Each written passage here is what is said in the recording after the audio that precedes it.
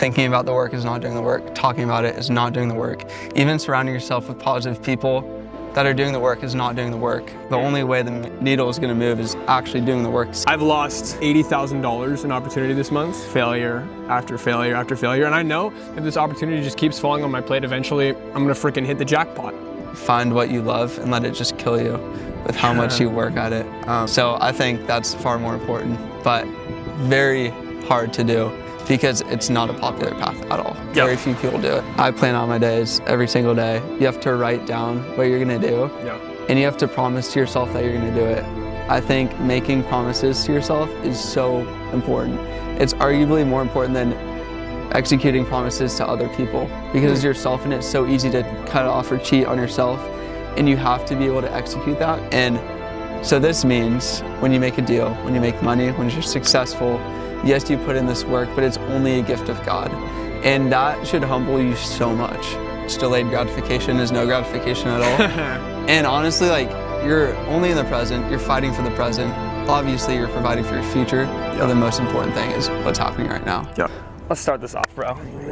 My favorite man right here. And we'll laugh, fake, for clips and B-roll. Funny. No, everyone, this is my bestest of friends, Kyler Ayers.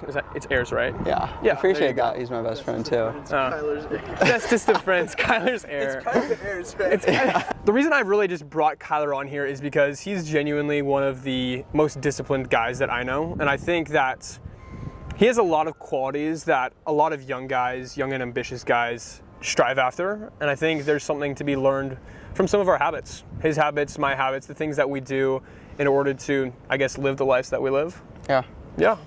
I mean, we're both really into fitness, disciplined, we love business, all this good jazz, and so I'm just gonna be sharing some awesome thoughts on that, both on his journey, on my journey, and hopefully you guys can all get some wonderful insights on what that might look like for you and how to apply these habits really just into your lives as well.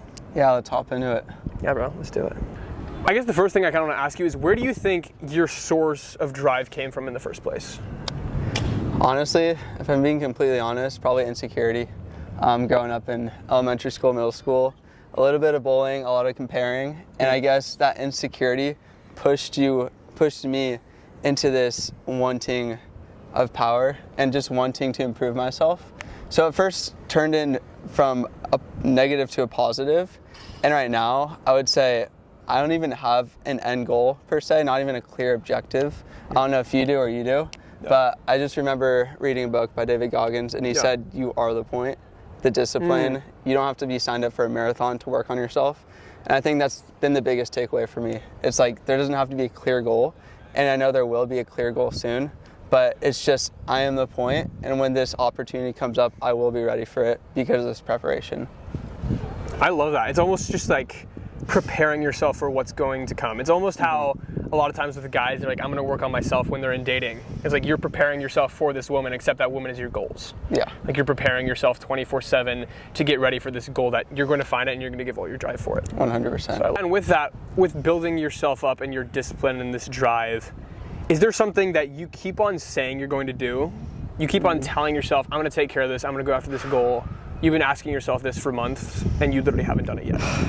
Yeah, that's a question we don't want to ask ourselves, of course. Honestly, yes. I would say, I was talking to Ian about a week ago, and I realized after writing everything I do down in a day and a week, that I only spend about 30 minutes a day on a project that I actually care about and actually do.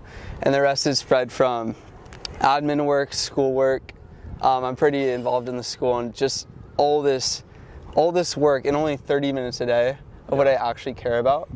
And if you think about it, I've kind of learned in my head, this is the sad part, that all this busyness is almost a hedge and a good excuse for me not to pursue what I actually want to do. And it's a great excuse and an out for failing at what I actually want to do. So I've realized that filling my schedule with busyness is actually maybe an escape sometimes. Super interesting.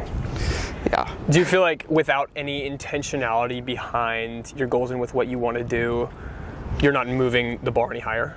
100%. And it's like Hermosi said, like, thinking about the work is not doing the work. Talking about it is not doing the work. Even surrounding yourself with positive people that are doing the work is not doing the work. The only way the needle is going to move is actually doing the work, sitting down. And it's all this, it's a lot of mundane stuff, but that's ultimately what it boils down to. Just moving the needle until it becomes enjoyable.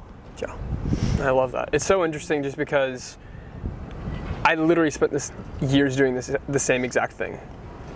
Because last year, I mean, I was toying around with, do I want to go into some AI dental business? Do I want to keep going with my podcast? And then I ended up getting into kind of a weird situation with these other founders where we all had this idea, and I just would not. It's literally exactly what you said, where I would think about the work all the time. I would think about going after the goal, and I spent months wasting time just thinking about it. And even I was still disciplined in the gym. I was still disciplined in reading and investing in my mental clarity and my mental strength, but I wasn't advancing myself any further towards the actual reality that I wanted to create. 100%. And super interesting. Yeah, I would just say a busy calendar is a hedge against existential loneliness and avoiding your goals. Yeah, that's a good point. Find someone that will work with you, just because one of us will say, no, but seriously, just having someone, especially because a lot of hard work, especially in business and in your career, revolves around sitting at a desk, sitting at a laptop, grinding spreadsheets, grinding data. Finding somebody to almost work through that with you is also super important. Super. So Ian, I was wondering, from talking, what's one area in your work or your life where you seem to talk about it more than actually doing it? And is there any areas in particular? Talking about it more than I do it? I'd say especially with travel, because a lot of our generation, especially guys in their mid-20s, maybe early 30s, like everybody's like, I want to go travel. I want to go do this thing. And I have the same thing where I want to go and I want to learn as many skills as I can. I want to experience as many things as I can. And so I think there's a certain part of me that's just putting that aside for later almost, where I'm like, if I work hard now, eventually I can get to that reward in a way. But I know that if I keep putting it off, if I keep just talking about it and not actually doing it, then it might never get done until, oh wait, I have a mortgage now. Oh wait, now I have kids. Now I'm getting married. There's no time to travel. And so I think that's definitely something I've been putting off, and something I need to intentionally, just book the flight, figure it out later, book the round trip flight, go after it. That'd be awesome. And it reminds me of, I heard this podcast. It's kind of controversial, but he said too much delayed gratification is no gratification at all. And honestly, you're only in the present, you're fighting for the present. Obviously, you're providing for your future, but the most important thing is what's happening right now. Yeah. I mean, it's super interesting just because ultimately our future never arrives. The past is just a fabrication in our minds. The future is something that's never going to get here, and all we have is the present, and all we can experience is the present. It's so interesting because sometimes I'll sit in this moment, and then I'll look back at 5 minutes ago, and I'm like, man, even 5 minutes ago is a memory. You truly can only enjoy this moment, and so feeling every single emotion that there is to feel in that moment, I think, is super pivotal, super 100%, cool. Even with the sunset. Even with the glorious sunset. So going off of that, what's one move that you know you need to make, but you just keep delaying it? Keep delaying a move? No, let me redo that. Very good. Stuttered. And Ian, going off of that, what's one thing that you know you have to do, but you just keep delaying it? You keep pushing it back? I think this is actually something I got done finally, but something I was pushing back was probably changing my ideal customer. Just for a little bit of background, essentially, I'm a social skill and confidence coach. I teach people how to communicate effectively, how to get opportunities in their life, how to walk into a room and be magnetic, to get people drawn into who they are as a person. And so I think a lot of my content revolved around high school students and around overthinking, around insecurity, because these are problems that I once experienced and had to grow through. And so I had this customer coming in, right? These high school students who have all these struggles, and it was super cool to be able to help them with their problems, but they're just dead broke. They're just dead broke. And so I think I delayed just because I found a lot of satisfaction getting paragraphs of messages from people saying, dude, you got me a girlfriend, you changed my life, you got me a friend group. That's awesome. Yeah, it was great. It was awesome. But ultimately, I think I was leaving so much freaking money on the table just because I wasn't willing to sacrifice that little bit of dopamine for a different type of customer that I wanted to serve. And so now I finally shifted that, and I bit the bullet. My views are going down because I'm targeting a different person now. I'm targeting a person who has more money to invest in their future. I've upgraded my program so that the fulfillment is top tier. Like, I literally have an in-person retreat where I fly them out to me. We spend an entire weekend together with all me and my buddies in San Diego here. It's beautiful. And so just upping fulfillment, I think, as well as changing the type of person that I wanted to serve was something that I delayed for far too long, and ultimately it hurt me in the long run, and I'm glad I changed it now than later. And even going off of that, so his new target audience is like a little older. Yeah. They could afford it a little more. But I've seen deals fall through. It's like, it's not just success when you change it. It's just failure, but he just keeps learning and adjusting and adjusting. So it's not just a failure and you just pivot right away. Yeah. You're just continuing to keep like targeting that audience and you just keep adjusting. And Yeah, I mean, it's interesting just because I've lost, technically, if I'm exaggerating just a little bit, $80,000 in opportunity this month of just what you're talking about. It's like failure after failure after failure. And I know if this opportunity just keeps falling on my plate, eventually I'm gonna freaking hit the jackpot. But being willing to endure that, being willing to invest in further coaching, and even just humble myself in a lot of ways, just because I think especially with guys who are ambitious and disciplined, you can get to a point where your ego starts to build up, where your integrity is damaged in a certain way. And so I think being willing to almost humble yourself in a way, just because I've had to, and I plan to invest in further coaching for myself and my business, just because I know, like, I can shortcut the process for myself, and I can put myself literally years ahead of the game by just investing in myself and in my improvement. And it's super interesting. Do you feel, I know this is a very popular topic right now with college education. It's something that we've both talked about a bit as well. Do you feel like a college education, in general, I'm not talking about this school, I'm talking about in general, is a worthy investment? And do you think that that degree is going to pay you off in the future? That's a really good question. I think a lot of people have different ideas of success. And growing up, I thought success was just buying a house and making enough money to buy the house. But as I grow older, I know that's attainable. And honestly, it doesn't seem like all that, because it might cost me to be a person that I'm not, to get that house, to get that money, to study accounting, just to get that house. So I think if you really love what you do, like a doctor, lawyer, it really is, college is great. It's, you grow so much and you get the degree and you get the job.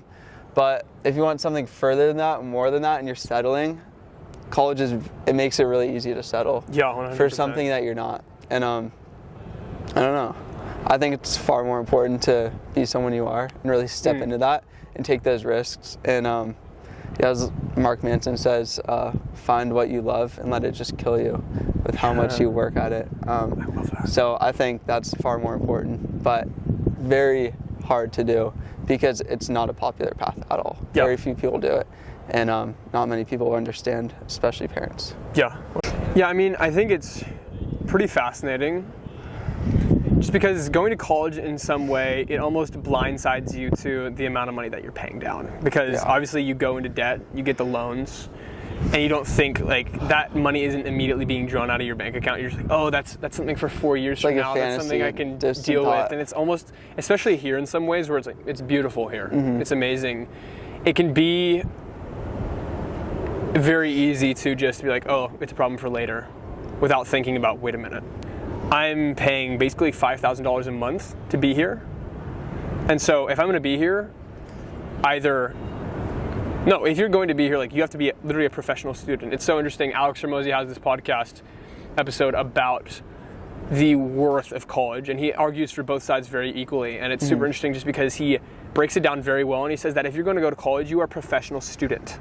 Like, you're there for a purpose. And I think you execute that really well. This guy's like straight A student, bro, works very hard. Thank you. It's impressive. I appreciate that. And with that, how do you think, I guess my question for you is very simple. How do you work hard?